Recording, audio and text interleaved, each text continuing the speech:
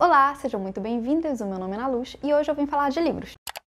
Bora contextualizar, o título do vídeo já tá entregando. Sim, eu vou falar de livros de viagem no tempo, sim, é basicamente isso. Mas por que eu vim falar sobre isso? Porque na verdade eu sou uma grande fã de filmes que tratam ali de viagem no tempo, principalmente os filmes que falam sobre isso com caráter até mais científico, né? Científico, porque a gente sabe que é ficção, mas enfim, eu sempre gostei desse tipo de filme, mas eu percebi que eu quase não li. Na verdade, eu acho que eu só li um livro envolvendo viagem no tempo em toda a minha vida, e era um livro de magia. Sim, eu estou falando de Harry Potter e o Prisioneiro de Azkaban, e a explicação para a viagem no tempo desse livro justamente é baseada em magia, então não tem nada de científico, na verdade é um fator até coadjuvante que só é entregue no final, e se por acaso eu entreguei alguma coisa do enredo de Harry Potter para você, eu sinto muito, mas assim, o filme saiu em 2004, o livro foi publicado em 99, então desculpa, você chegou talvez um pouquinho atrasado na febre de Harry Potter, né, na verdade agora é odiado, mas enfim, não bora falar disso. O fato é que eu gosto muito de viagem no tempo, mas eu percebi que tinha uma falha na minha vida de leitora em relação a isso, então eu decidi focar em livros de viagem no tempo, independente de como ela seja explicada na literatura, seja com caráter mais científico, seja com caráter mais mágico, mas eu queria entrar nesse mundo da viagem no tempo e eu decidi então fazer isso com 5 livros. Eu vou falar um pouquinho sobre eles aqui pra vocês. O primeiro livro que eu li, então, eu já tinha aqui em casa, então foi justamente por isso, né, que eu fui até ele, e também porque ele é muito elogiado. Eu tô falando de Kindred, que em português tem um subtítulo chamado Laços de Sangue, e acaba entregando um pouquinho do enredo, mas eu não acho que isso é um demérito. Aqui a gente tem uma personagem principal que é a Dana. Ela vive nos anos 70 na Califórnia, e ela é uma mulher negra, bastante autônoma, né, ela é dona do seu próprio nariz, ela é casada, num casamento inclusive interracial, e o que acontece? Em determinado momento ela tá em um processo de mudança, ela tem ali por volta dos seus 26 para 27 anos, e ela tá encaixotando as coisas e de repente ela passa mal, e ela desmaia. Só que quando ela acorda, ela não tá na Califórnia nos anos 70. Ela tá no sul dos Estados Unidos e uma realidade escravocrata. Ela viajou no tempo para o passado. Então sim, aqui a gente tem uma viagem não só temporal, quanto também geográfica, porque ela sai da Califórnia, né, ali da costa, e vai para o sul. E isso é importante pra gente saber um pouquinho. O fato dela ser negra vai ser determinante também para essa viagem no tempo. Enfim, dando uma pincelada ali sobre a história dos Estados Unidos, embora não precise disso para ler o livro, claramente há uma divisão na história da escravidão estadunidense em que o norte era um pouquinho mais brando, não tô dizendo que era fácil, mas era um pouquinho mais brando porque no norte era mais urbanizado, tinha mais indústria, enquanto que no sul era onde estavam as plantations, principalmente as grandes fazendas produtoras de algodão. E assim como na escravidão do Brasil, os escravizados urbanos, eles tinham um pouco mais de regalias e formas de resistência, ou seja, o sul dos Estados Unidos não era fácil para quem era negro. Não que o norte fosse fácil, mas o sul era pior ainda. E ela vai para lá, de início ela não entende, e aí ela vê um garotinho branquinho, ruivo, se afogando, e ela salva essa criança, né, no impulso, né, você vê alguém se afogando, você vai lá e salva, e beleza, ela salva essa criança, depois ela volta para a realidade dela. Ela não tem nenhum controle sobre o que tá acontecendo, ela não entende muito bem, só que ela percebe que toda vez que essa criança, esse menino tá em perigo,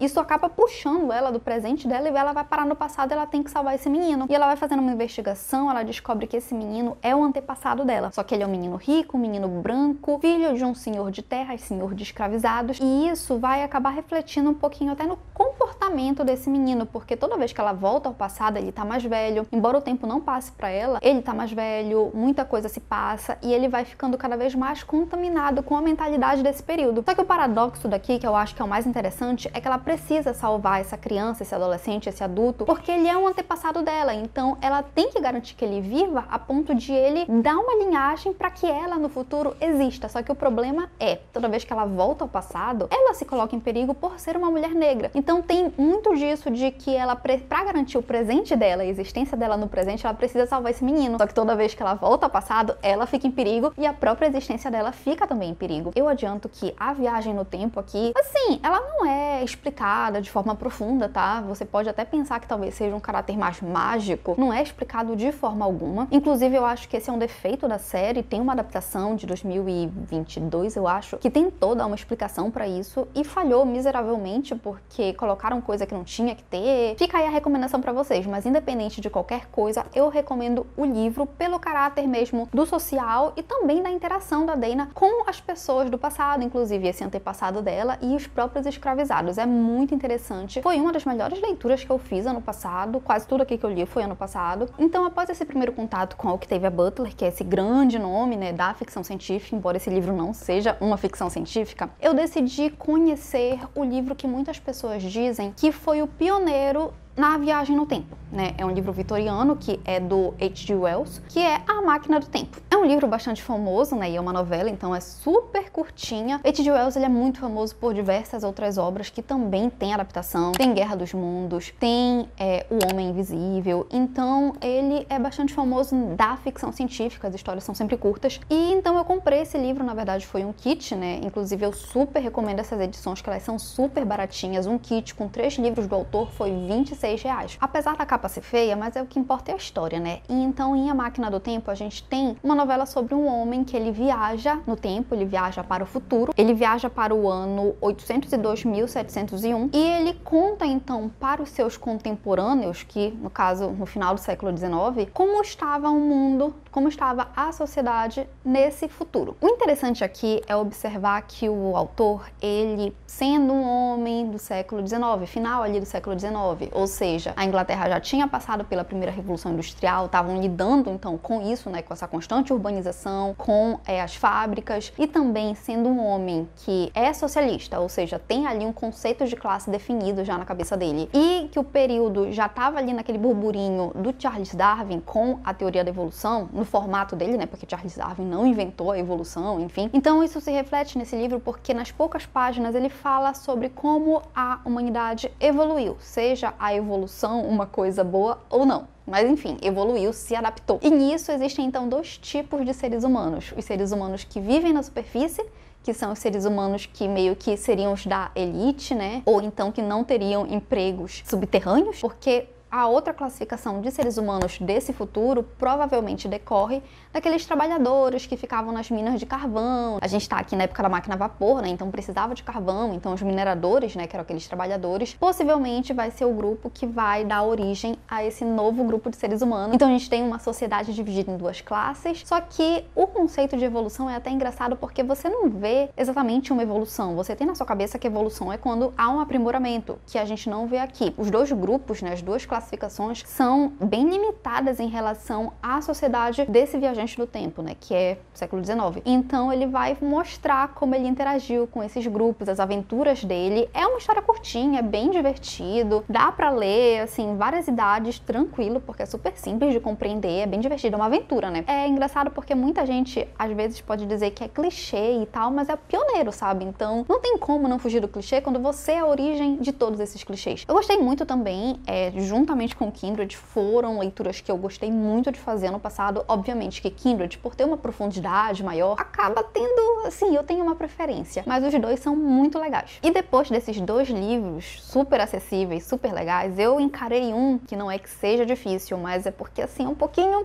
Eu tô falando de O Fim da Eternidade, do Isaac Asimov. Isaac Asimov, ele é um autor bastante famoso para os fãs de ficção científica, de um modo geral, né? Porque ele é bem canônico para a história da literatura da ficção científica ali no século XX. Ele criou, né, as leis da robótica, se não me engano. Eu só li esse livro dele, tá? Eu posso estar falando abobrinha, mas eu sei que ele tem obras que deram origem a filmes que eu conheço, como Inteligência Artificial, como O Homem Bicentenário, enfim, clássicos da Globo. Mas então aqui, o conceito de viagem no tempo ele é até um pouquinho complicado, porque passa muito tempo realmente explicando como é trabalhada a viagem no tempo e o que é a eternidade, que é meio que uma grande instituição. O fim da eternidade não é a eternidade dos tempos que a gente conhece, mas a instituição que cuida meio que da ordem do tempo e das coisas, é difícil de explicar. Eles cuidam para que as coisas aconteçam como elas têm que acontecer. Digamos que eu vou sair de casa hoje porque eu tenho uma grande, sei lá, um grande evento para ir, e esse evento vai ser determinante para o meu futuro de alguma forma.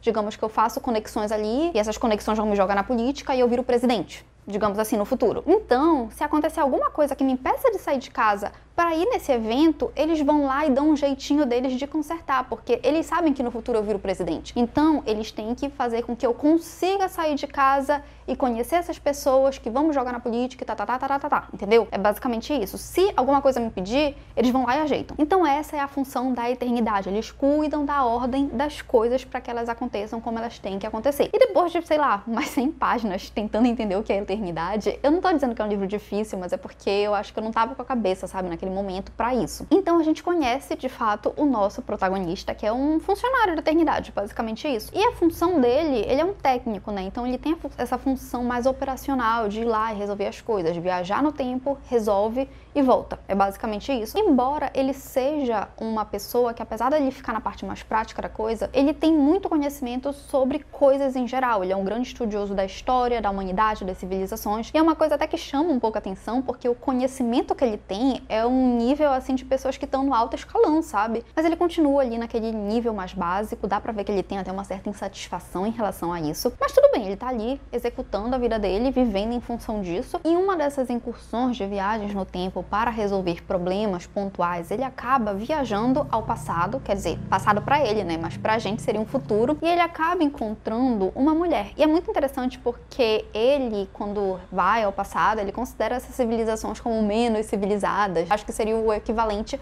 alguém da nossa realidade viajar pro Brasil colonial, por exemplo. Mas enfim, então ele conhece uma mulher e acontece algo que não deveria acontecer, que ele se apaixona por ela. E não deveria acontecer isso porque a vida dele gira em função dele viajar no tempo. Então ele tá sempre em constante movimento, em constante viagem temporal. Então ele vive para o emprego dele, ele não pode se apaixonar. E quando isso acontece, ele começa, assim, a ser influenciado pelas ideias dela. Muitas coisas vão acontecendo a partir daí. Isso é só uma parte da história que eu posso contar pra vocês, porque é um livro, além de, assim, um pouquinho lento no início pra caminhar, ele é um livro curto, né? Mas, assim, é um livro interessante no todo. Eu não vou dizer que me pegou, que, assim, prendeu 100% a minha atenção, porque uma falha, que não é exatamente uma falha, mas que pra mim, enquanto leitora, acaba sendo, eu gosto de livros quando eu me conecto com os personagens. E como grande parte do livro foi voltada pra apresentação do que seria a eternidade, e o personagem em si acaba não sendo cativante também, acaba que eu fico tipo, tá, pra onde isso tá me levando? Eu tô levemente curiosa, mas eu não tô realmente envolvida.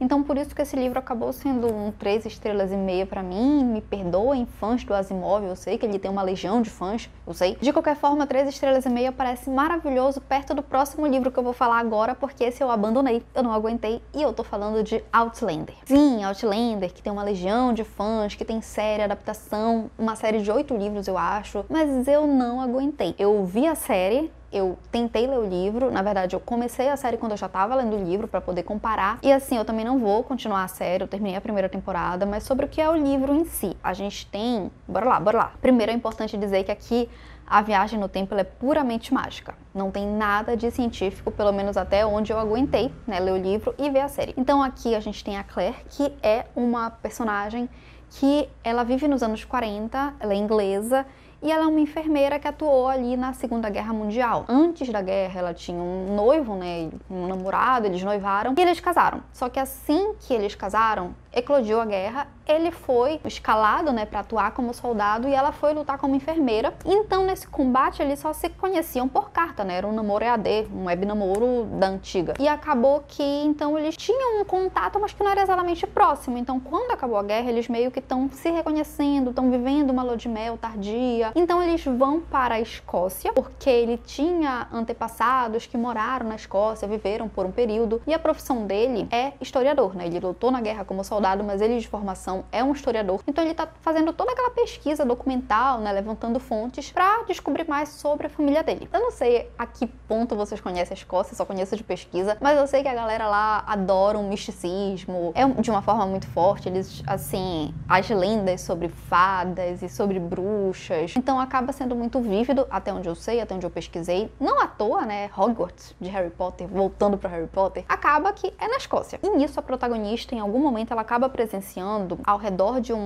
meio que uma estrutura de pedras que é relativamente comum, até onde eu sei, ali. Ela acaba presenciando no meio da noite um culto, um ritual, sei lá, de mulheres, meio que uma coisa meio pagã. Aí no dia seguinte, ela vai colher flores ali naquele local, e quando ela vai colher flores, ela viaja no tempo. E é isso, ela vai para o passado. Só que assim, ela vai para um passado bem conflituoso, porque a Escócia tá em conflito com a Inglaterra. Eu não sei dizer exatamente qual é o conflito, qual o período, eu não lembro, e honestamente a Inglaterra e a Escócia têm tantos períodos turbulentos que pra mim não faz muita diferença. É qualquer período turbulento ali entre fim da Idade Média, a formação dos Estados Nacionais, enfim. Então temos essa mulher com um sotaque inglês dos anos 40, que vai parar na Escócia com uma vestimenta tipo uma camisola e sei lá, ela, enfim, a primeira reação das pessoas quando encontram ela é tentar capturar, porque no momento de guerra, ela com sotaque inglês, ainda que diferente, acaba que pensam que ela é uma espiã. Ela, assim, vive sob ameaça, porque ela tá ali uma estranha num lugar estranho e num tempo estranho também. E nisso, meio que pra se preservar, porque ela é meio que mantida como refém, tem toda um monte de coisa que acontece, ela acaba casando meio que pra se proteger sob o sobrenome desse rapaz que acaba criando uma amizade com ela. Só que esse rapaz e ela acabam se apaixonando também, então ela fica meio que dividida entre o amor do presente dela com esse amor do novo presente dela. E é basicamente isso, fica num conflito entre passado e presente, romance e tal. Assim, chato. Não vou mentir pra vocês, eu achei muito chato porque é um livro muito longo, então as coisas demoram a acontecer. Os livros dessa série, eles tendem a ser muito longos, são cerca de 700, 800 páginas, enquanto que a série televisiva conseguiu, apesar de adaptar muito bem, conseguiu condensar. Por exemplo, o primeiro episódio demora, sei lá, umas 40, 50 páginas pra acontecer. A viagem no tempo, no primeiro episódio, já acontece de cara, e aí a gente não precisa ver essa enrolação dela com o marido dela. Eu sei que é importante porque vai formar aquele conflito, né? Ela ser apaixonada e querer se manter fiel ao marido, sendo que agora ela tem um novo marido. Acaba que a gente já sabe que ela vai se envolver muito mais com esse rapaz, né, do passado, e a gente tem que apagar da nossa cabeça que ele tinha bafo, que ele provavelmente não tinha todos os dentes, que ele não tinha uma boa higiene. A gente tem que passar pano pra tudo isso, né? E eu não gostei porque eu achei muito lento. Muito lento. E tem uma questão, assim, que muitas pessoas acham problemáticas, se você viu a série, eu vou falar um spoiler, eu vou dizer o tempo, né, pra você pular caso você não queira saber, mas acontece um abuso